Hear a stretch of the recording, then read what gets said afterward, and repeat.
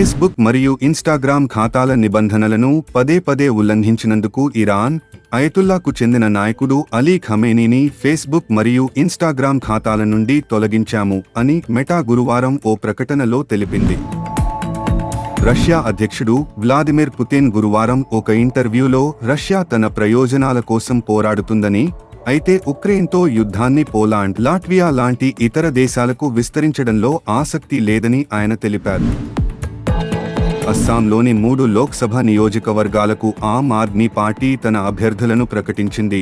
ఢిల్లీలోని పార్టీ ప్రధాన కార్యాలయంలో జరిగిన విలేకరుల సమావేశంలో ఆ పార్టీ జాతీయ ప్రధాన కార్యదర్శి సందీప్ పాఠక్ పంజాబ్లో కాంగ్రెస్తో పొత్తు ఉండదని, సార్వత్రిక ఎన్నికల కోసం ఢిల్లీలో సీట్ల పంపకాల చర్చలు జరుగుతున్నాయని ఆయన తెలిపారు.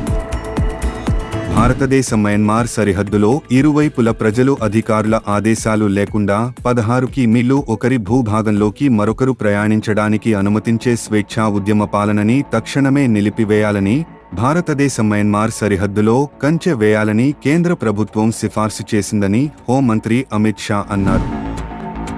ఉత్తరప్రదేశ్ ముఖ్యమంత్రి యోగి ఆదిత్యనాథ్ మథుర మరియు కాశీలోని మసీద్వాలయ వివాదాన్ని ప్రేరేపించడంపై సమాజ్వాదీ పార్టీ అధినేత అఖిలేష్ యాదవ్ గురువారం అభ్యంతరాన్ని లేవనెత్తారు. అతను రాజ్యాంగానికి కట్టుబడి ఉన్నానని, అలాంటి వ్యాఖ్యలు చేయడం మానుకోవాలని అన్నారు. 2020 తర్వాత రైతుల సమస్య గురువారం రాజధాని తలుపు తట్టింది. వేలాది మంది రైతులు ఢిల్లీ నోయిడా సరిహద్దుకు చేరుకోగా రాజధానిలోకి ప్రవేశించకుండా పోలీసులు అడ్డుకున్నారు. దీంతో నోయిడాలో భారీగా ట్రాఫిక్ జామ్ అయింది. గ్రేటర్ నోయిడా కేంద్ర మంత్రులు పీయూష్ గోయల్, నిత్యానంద్ రాయ్ మరియు అర్జున్ ముండా ఒక వారం ముందు చండీగఢ్లో రైతు నాయకులను కలిశారు. నరేంద్ర మోడీ ప్రభుత్వం భారత ఆర్థిక వ్యవస్థను ప్రపంచ ఆర్థిక వ్యవస్థలో 10 సంవత్సరాలలోనే 5వ స్థానానికి మార్చిన ఘనత బీజేపీదే అని, స్థూల ఆర్థిక విధానం సంస్కరణలకు, నిబద్ధతకు మరియు రాజకీయ నాయకత్వంకు స్పష్టత ఫలితంగా బీజేపీ ఉంది అని శ్వేతపత్రం విడుదల చేశారు. బీజేపీకి ఎదురుదెబ్బ తగిలింది. ప్రధాని నరేంద్ర మోదీ పుట్టుకతో ఓబీసీకి చెందినవారు కాదని, సాధారణ వర్గానికి చెందినవారని గురువారం ఒరిస్సాలో జరిగిన భారత్ జోడో న్యాయయాత్రలో కాంగ్రెస్ నేత రాహుల్ గాంధీ ఆరోపించారు.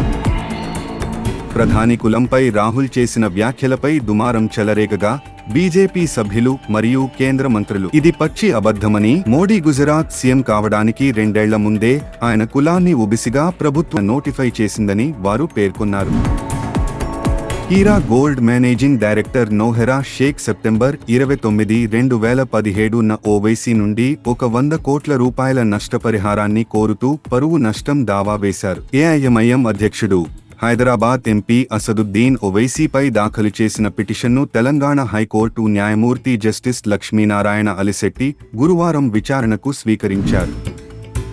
అసెంబ్లీ ఆవరణలో ముఖ్యమంత్రి రేవంత్ రెడ్డి గురువారం మీడియాతో మాట్లాడుతూ, కాళేశ్వరం ప్రాజెక్టుపై జ్యుడిషియల్ విచారణకు సిట్టింగ్ జడ్జిని కేటాయించాలన్న రాష్ట్ర ప్రభుత్వ విజ్ఞప్తిని తెలంగాణ హైకోర్టు తిరస్కరించిందని, దీనిపై అసెంబ్లీ కేబినెట్లో చర్చించి నిర్ణయం తీసుకుంటామని ముఖ్యమంత్రి రేవంత్ రెడ్డి అన్నారు.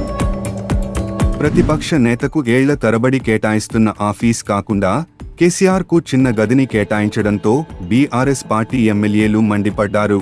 ఇన్నర్ లాబీ నుంచి ఔటర్ లాబీకి కేసీఆర్ ఆఫీస్ ని మార్చడాన్ని విమర్శిస్తూ స్పీకర్ గడ్డం ప్రసాద్ దృష్టికి ఈ విషయాన్ని తీసుకెళ్లారు. అనధికారికంగా కొనసాగుతున్న ఇసుక తవ్వకాలు, అక్రమ ఇసుక రవాణాను తక్షణమే అరికట్టాలని ముఖ్యమంత్రి రేవంత్ రెడ్డి అధికారులను హెచ్చరించారు. గురువారం గవర్నర్ ప్రసంగంతో ప్రారంభమైన బడ్జెట్ సమావేశాల్లో నేడు ధన్యవాద తీర్మానాన్ని ఆమోదించనున్నారు. సోమవారం బడ్జెట్పై, మంగళవారం విభజన బిల్లుపై సభ్యులు చర్చించనున్నారు. అందువల్ల బడ్జెట్ సమావేశాలు మంగళవారం వరకు జరగనున్నాయి. ఆంధ్రప్రదేశ్ రాష్ట్ర అసెంబ్లీలో సభా కార్యక్రమాలకు అంతరాయం కలిగించారనే ఆరోపణలపై వరుసగా 2వ రోజు ఆంధ్రప్రదేశ్ రాష్ట్ర అసెంబ్లీ స్పీకర్ తమ్మినేని సీతారాం బుధవారం ప్రతిపక్ష తెలుగుదేశం పార్టీకి చెందిన 10 మంది శాసనసభ్యులను సస్పెండ్ చేశారు. గురువారం జరిగిన అసెంబ్లీ బడ్జెట్ సమావేశాల తొలి రోజు సమావేశానికి సీఎం రేవంత్ రెడ్డి, మంత్రి కొండా సురేఖ, బీఆర్ఎస్ మాజీ మంత్రి కేటీ రామారావు, కాంగ్రెస్ నేతలు జి వివేక్, చిట్టెం పర్ణికారెడ్డి, బీజేపీ నేతలు వెంకటరమణ, బీఆర్ఎస్ మహిళా నేతలు కవిత సహా పలువురు ఎమ్మెల్యేలు హాజరయ్యారు. మునుగోడు కాంగ్రెస్ ఎమ్మెల్యే కోమటిరెడ్డి రాజగోపాల్ రెడ్డి మాట్లాడుతూ తనను హోంమంత్రిని చేయాలనే కోరికను వ్యక్తం చేశారు. తనను రాష్ట్ర హోంమంత్రిని చేస్తే కాంగ్రెస్కు పగ్గాలు వస్తాయని, అవినీతి బీఆర్ఎస్ నేతలను జైలుకు పంపుతానని ఆయన అన్నారు. తెలంగాణ ఏర్పాటైన తర్వాత హైదరాబాద్ తొలి డిప్యూటీ మేయర్ బాబా ఫసియుద్దీన్ గురువారం కాంగ్రెస్ పార్టీలో చేరారు. కాగా ఆయన బీఆర్ఎస్ పార్టీ వర్కింగ్ ప్రెసిడెంట్ కేటీఆర్కు అత్యంత సన్నిహితుడు. రాబోయే ఎన్నికల్లో కేంద్రంలో ఏ పార్టీ అధికారంలోకి వచ్చినా పూర్తి మెజారిటీ రాకూడదని, రాష్ట్రంలో వైఎస్ఆర్ కాంగ్రెస్ పార్టీ మద్దతుపై ఆధారపడే అనుకూలమైన ప్రభుత్వం కేంద్రంలో రావాలని, తద్వారా రాష్ట్రానికి ప్రత్యేక హోదా ఇవ్వాలనే రాష్ట్ర డిమాండ్లు నెరవేరుతాయని ఆంధ్రప్రదేశ్ ముఖ్యమంత్రి వైఎస్ జగన్ మోహన్ రెడ్డి మంగళవారం రాష్ట్ర శాసనసభలో గవర్నర్ ప్రసంగానికి ధన్యవాదాలు తెలిపే తీర్మానంపై చర్చకు సమాధానమిచ్చారు. గురువారం ముంబైలోని దహిసర్ ప్రాంతంలో వ్యక్తిగత వివాదంతో శివసేన మాజీ ఎమ్మెల్యే కుమారుడు మరియు ఉద్ధవ్ సేన నాయకుడు అభిషేక్ ఘోసల్కర్పై స్థానిక సామాజిక కార్యకర్త మారిస్ నోరోన్హా సోషల్ మీడియా వేదికగా 3 సార్లు కాల్పులు జరిపారు. అభిషేక్ను బోరివలిలోని ఆసుపత్రికి తరలించగా చికిత్స పొందుతూ మృతి చెందాడు. కాల్పులు జరిపిన మారిస్ నోరోన్హా కూడా ఆత్మహత్య చేసుకుని మరణించారు. మంగళవారం తెల్లవారుజామున అన్నమయ్య జిల్లాలో ఎర్రచందనం దుంగలను తీసుకువెడుతున్న కారును ఆంధ్రప్రదేశ్ రాష్ట్ర anti-red sanders task force constable పట్టుకున్నారు. వాహనంలో ఉన్న 5గురిలో 2ని అరెస్టు చేసినట్లు ఆయన తెలిపారు. కాగా నిందితులు దాడి చేయగా కానిస్టేబుల్కు గాయాలయ్యాయి. గురువారం హైదరాబాద్ నగరంలోని ప్రసాద్ ఐమాక్స్ మల్టీప్లెక్స్ వద్ద వైఎస్ఆర్ పార్టీ చుట్టూ తిరిగే యాత్ర 2 సినిమా ప్రదర్శన సందర్భంగా ఇరు వర్గాలు ఘర్షణకు దిగడంతో కొద్దిసేపు ఉద్రిక్తత నెలకొంది. ఈ గొడవతో థియేటర్ యాజమాన్యం సినిమా ప్రదర్శనను తాత్కాలికంగా నిలిపివేసింది. ఆర్టికల్ 370 సినిమా ట్రైలర్ లాంచ్ ఈవెంట్లో యామి గౌతమ్ గర్భవతిగా ఉన్నప్పుడు చిత్ర షూటింగ్ అనుభవాన్ని పంచుకుంది మరియు ఆమె తీసుకున్న జాగ్రత్తల గురించి వెల్లడించింది. యామి తన భర్త మొదటి బిడ్డ కోసం ఎంతగానో ఎదురుచూస్తున్నట్లు తెలిపింది.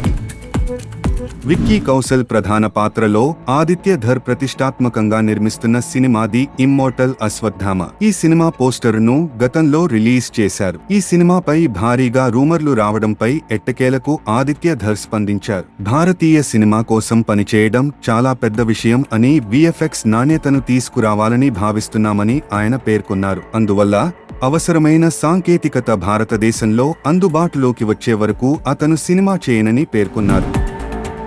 కరీనా కపూర్ మరియు సైఫ్ అలీ ఖాన్ల పెద్ద కుమారుడు తైమూర్ అలీ ఖాన్ అర్జెంటీనాకు వెళ్లి లియోనెల్ మెస్సీలా గొప్ప ఫుట్బాల్ ప్లేయర్ల అవ్వాలని కోరుకుంటున్నాడని, నటుడిగా ఉండాలని అనుకోవడం లేదని వారు వెల్లడించారు. వైఎస్ఆర్సీపీ గురువారం తన ప్రత్యర్థి పార్టీలైన తెలుగుదేశం, జనసేన పార్టీలపై విరుచుకుపడింది. ఆంధ్రప్రదేశ్ మాజీ ముఖ్యమంత్రి వైఎస్ రాజశేఖరరెడ్డి యాత్ర 2 సినిమాపై ప్రభుత్వం జీవోను విడుదల చేసిందన్న వార్తలు అవాస్తవమని వైఎస్ఆర్ కాంగ్రెస్ పార్టీ ఎక్స్లో చేసిన పోస్ట్లో పేర్కొంది.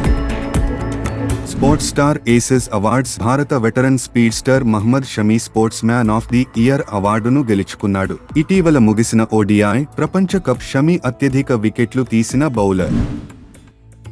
జట్టును ఖరారు చేసేందుకు గురువారం సమావేశమైన బీసీసీఐ అధికారులకు విరాట్ కోహ్లీ ఇంకా బీసీసీఐ బోర్డుకు, టీమ్ మేనేజ్మెంట్కు ఏమీ తెలియజేయలేదని, తాను అందుబాటులోకి వస్తే తప్పక టీంలో ఎంపిక చేయబడతాడని బీసీసీఐ అధికారి తెలిపారు.